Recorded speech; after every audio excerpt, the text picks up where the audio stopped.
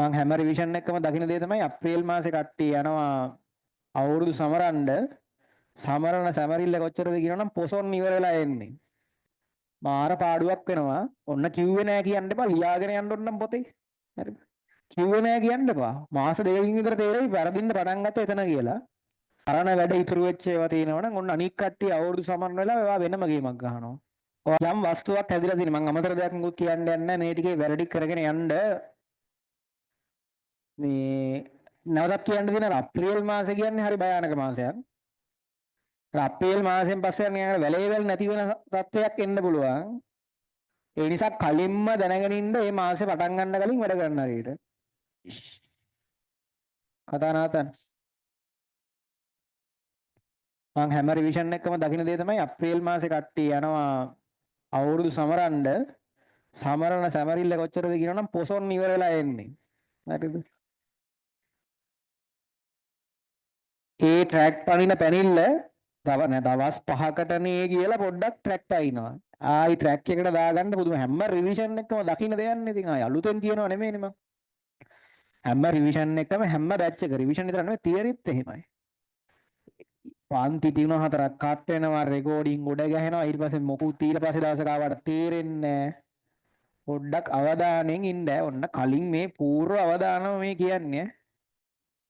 කලින්ම කියන්නේ යන්න දේ ඒ මොකක් හරි ඒ දවස් දෙකක් ඒකට ගන්න අවුලක් නැහැ. අනිවාර්යෙන්ම එහෙම ගන්න ඕනේ නැත්තම් බෑනේ.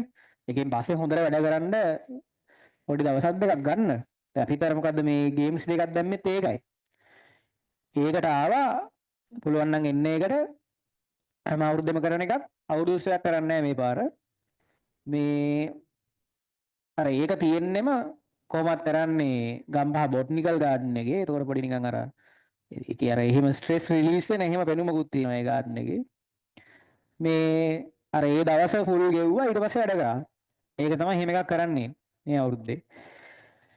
එතකොට අර දැන් ඔය කියන එකේ දැන් අවුරුදු වලදී අවුරුදු සතියක් විතර ට්‍රැක් පයින් යන්න බෑ. හොඳ වෙලාවට අපිට අප්‍රේල් මාසේ මෙහි දවස් 4 පන්ති කරන්න පුළුවන් විදිහට තමයි ෂෙඩියුල් එක සෙට් වෙලා තියෙන්නේ. සති 5ක් තියෙනවා. එතකොට අවුරුද්දේ අර 16ද කොහෙද දවසක් එනවා. ඒ දවසේ විතරක් නිවාඩු දුන්නාම මේ සති 4 පන්ති කරන්න පුළුවන් අප්‍රේල් මාසේ. ඒක ලොකු වාසියක්. ඒ නිසා පන්ති කට් කරගන්න එපා.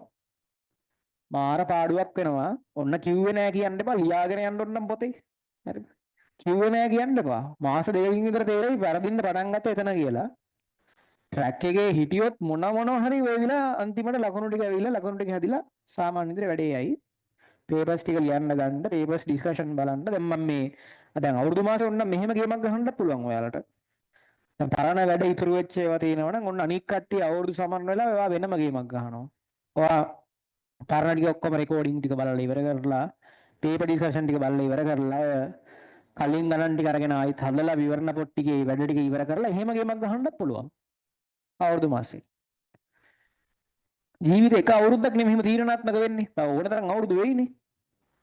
ඒ නිසා මේ එක අවුරුද්දක් කැපකිරීමක් කරන්න වීම ගැන කනගාටු වෙන්න එපා. ඒක වගේ මුළු ජීවිතේටම බලපායි. ඒ අවුරුද්ද කැප කරපේක ජීවිතේටම බලපායි. හරි.